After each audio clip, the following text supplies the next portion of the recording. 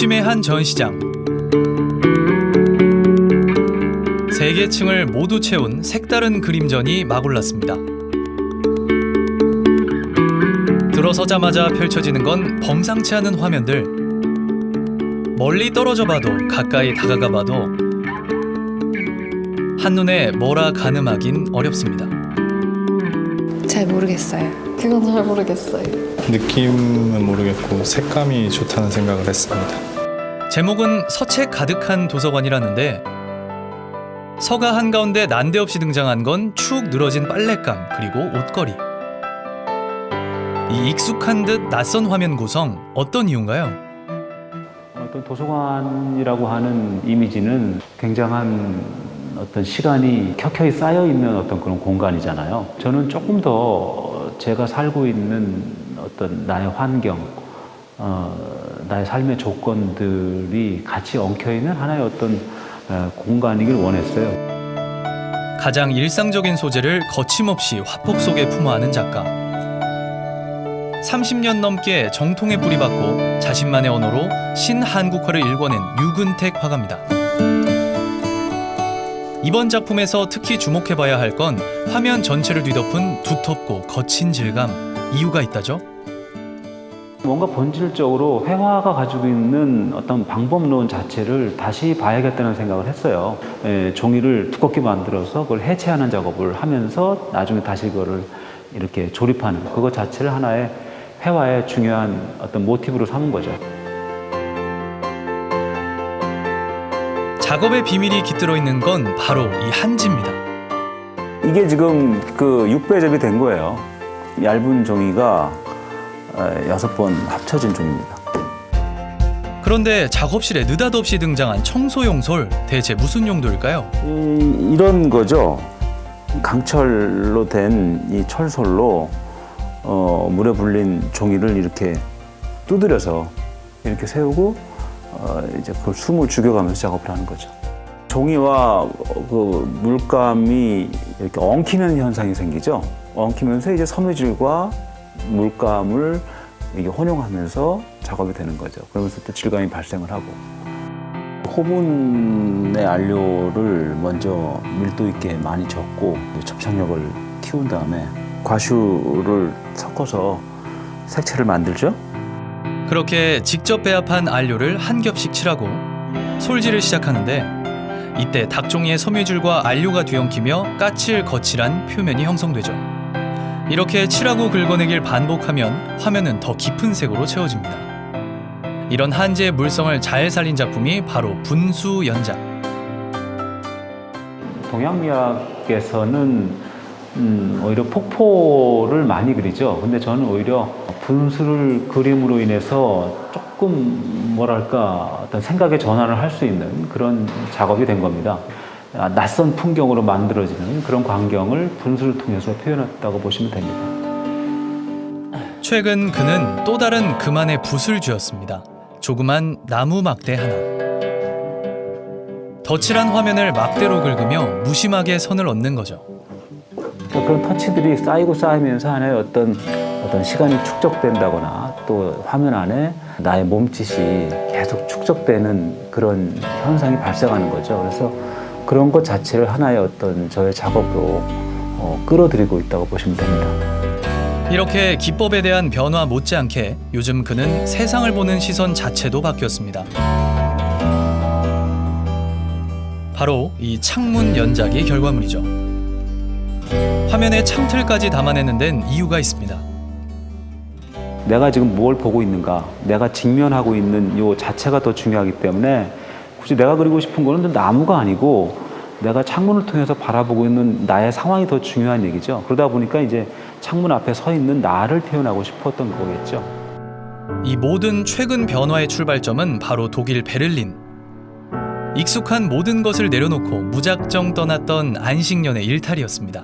좀 탈피하고 싶었죠, 나를 탈피하고 싶었고 뭔지 모르지만 막연하지만 뭔가 새로운 걸 찾고 싶었죠. 내가 한국에서 사용하고 있는 익숙한 도구들을 아예 하나도 가지고 가질 않았거든요. 아예 모든 걸 다 놓고 오히려 종이만 들고 왔죠. 모든 재료들을 거기서 구입해서 작업을 했거든요. 그러니까 그러다 보니까 내가 내 몸에 들어와 있는 어떤 타성들, 내 몸에 들어와 있는 아주 익숙한 어떤 도구들이 굉장히 낯선 도구가 된 거죠. 그는 작은 창과 마주하며 시간의 흐름을 차곡차곡 기록했고 그 자리는 화가 유근택의 새로운 시작점이 됐습니다. 사실 그를 한국화의 길로 이끈 것은 전혀 우연한 계기였죠. 중학교 미술 시간 숙제로 자기 그릇에 그려냈던 산수화가 운명의 나침반을 돌려놓았습니다. 풍생중학교 2학년 5반 38번이네요. 굉장한 호평을 받았죠. 네, 그 당시에. 그래서 이제 이 작품을 계기로 해서 그 후로 이제 계속 지금까지도 그림을 그리게 된 거죠. 홍익대 동양화학과를 졸업하고 1991년 첫 데뷔전을 열었습니다. 이게 이제 그 당시에 했던 첫 번째 개인전 도록이에요. 시간이 가지고 있는 어떤 힘의 문제 혹은 시간의 폭력성이라든가 어떤 그런 역사의 흐름 속에서 어떤 인간이 어떻게 존재하고 있는가에 대한 이야기를 서사적으로 풀어냈던 게 바로 이번 전시였습니다. 그런 그에게 또 한 번 삶과 그림을 송두리째 변화시키는 계기가 발생합니다. 그러니까 할머니를 이제 95년도에 3월 초에 돌아가셨는데 마치 한 달 전 정도부터는 마치 할머니가 좀 오래 계실 것 같지 못하다는 생각을 했어요. 그래서 아예 할머니 방에 이제 모필을 다 갖다 놓고 할머니하고 계속 대화하면서 드로잉했던 거죠. 임종 직전까지 할머니를 간호하며 모든 숨결을 담아낸 유근택. 할머니는 어린 시절부터 그를 키워준 각별한 존재였습니다. 작업인데 이게 아마 거의 할머니가 돌아가시기 거의 직전에 그린 거죠. 아마 이걸 그리고 한 이틀 후인가 돌아가신 걸로 알고 있어요. 할머니의 병상을 지키며 한 달간 그려나간 이 드로잉은 그의 작품 세계 전체를 바꿔놓았죠. 뭐 기운생동이라든가 막 어떤 뭐 거창한 그런 미학들이 어떤 동양 미학의 일종의 어떤 기준점이었던 것에 비해서 이런 제가 바라보고 있는 이 지점은 어떻게 보면 가장 낮은 곳에서 이루어지는 미학이에요. 그러니까 나와 가장 가까이서 결부되어 있는 것들, 그런 것들이 어떻게 회화되는가를 일깨워 준 거였기 때문에 굉장히 중요한 사건이었죠. 그렇게 한국화의 정통 화법을 벗어던진 그는 개인의 삶에서 우주를 찾고 오늘 여기 현재에서 역사를 읽기 시작했습니다. 그리고 나아가 인간의 삶을 형성하는 환경에도 주목했죠. 맨 처음 그의 마음을 이끈 건 바로 지하철이었습니다. 그 지하철이라고 한다는 것은 땅속을 달려가고 있을 동안에 어느 누구도 출구가 없죠. 그 달리는 동안에는 그 출구 없음의 그런 속도감, 어떤 그런 데서 오는 뭔가가 어떤 낯선 어떤 체험. 전 조금 더 어떤 그런 기묘한 체험을 조금 더 회화적으로 만들어내는 방법이 뭐가 있을까에 대해서 고민을 많이 했었어요. 그래서 현장에서 굉장히 많은 드로잉을 했죠. 그 지하철 가지고. 그래서 이제 결국 최종적으로 완성해 낸 작업이 이제 이런 작업들인 거죠. 거친 수목의 필법으로 지하철 안 출구 없는 인생들의 팍팍한 삶을 그려낸 겁니다. 지하철에서 출발한 그의 그림은 사람 냄새나는 동네 풍경으로 나아갔고 각 잡힌 아파트촌에 사는 무미건조한 도시인들의 무채색 정서를 담았습니다. 일상의 낯선 풍경 그림은 그에게 성남 미술상을 안겨주었죠. 오늘도 어김없이 산책을 나서는 화가. 그 산책하다 보면 이제 그 나무라든가 산이라든가 또 사람들 그런 모습들에 대한 변화를 느끼면서 산책을 하거든요. 주변 환경과 일상이 작품의 주소재가 되면서 그의 산책은 하루를 열고 닫는 필수 코스가 됐죠. 그런데 그냥 나서는 법은 없습니다. 언제나 가지고 다니는 건 화첩 그리고 붓과 먹물. 길 위에서 바람결에서 감지되는 변화의 순간은 이들에 의해 곧바로 기록되죠. 더 편리한 도구도 많지만 모필의 수목을 고집하는 것도 이유가 있습니다. 이 모필이 어떤 순간적인 호흡이라든가 그때그때 어떤 우연성 그런 것들을 발견할 수 있는 도구이기 때문에 전 그래도 모피를 많이 쓰고 있죠.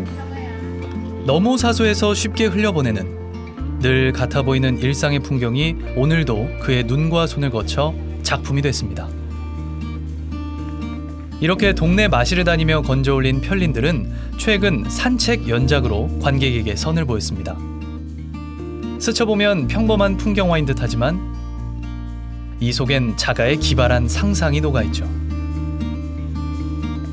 하나의 어떤 나의 상상과 풍경이 결합된 거라고 볼 수가 있겠죠. 이거는 내가 산책하고 있는 발일 수도 있고 또 누군가의 발일 수도 있지만 그 발이 가지고 있는 의미는 보는 사람에 따라서 해석의 폭이 넓어지는 거죠. 상상과 풍경의 결합, 그 시작은 2011년 1년간 있었던 미국 시절로 거슬러 올라갑니다.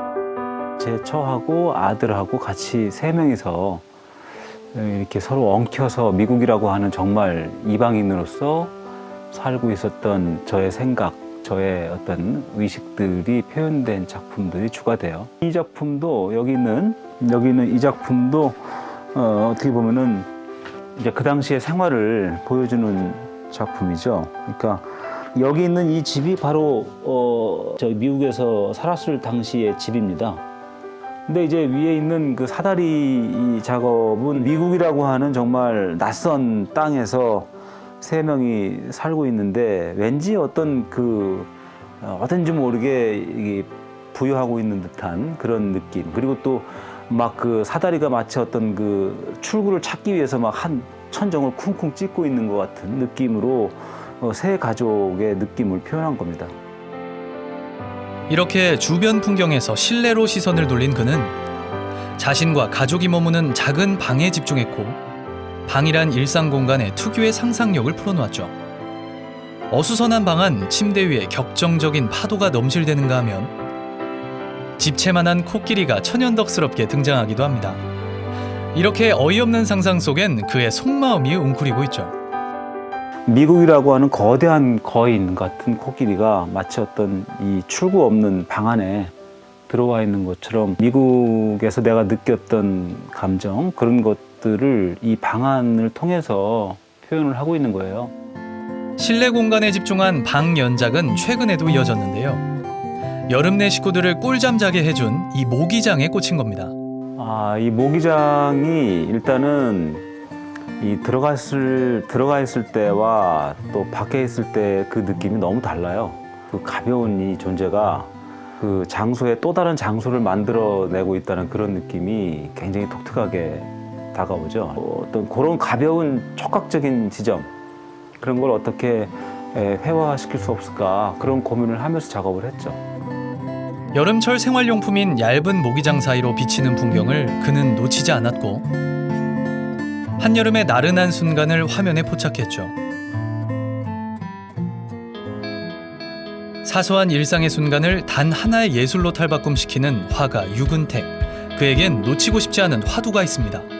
견고할 것 같은 어떤 정말 틈 하나 없을 것 같은 우리의 일상 혹은 우리의 세계, 그런 세계에 어떤 조그만 틈을 발견하고 그 틈을 계속 확장시켜서 뭔가가 어떤 사람들로부터 공감대를 끌어내고 또 그걸 통해서 감동을 발견하고 또 세상의 어떤 새로움을 발견해내게 하는 어떤 그런 존재, 뭐 그런 생각을 하고 있습니다. 한국화의 소재를 관념에서 일상으로 이끌어와 현대 한국화의 새 지평을 열어온 화가, 실험과 모험, 그 너머의 자유를 꿈꾸는 한국화가 유근택입니다.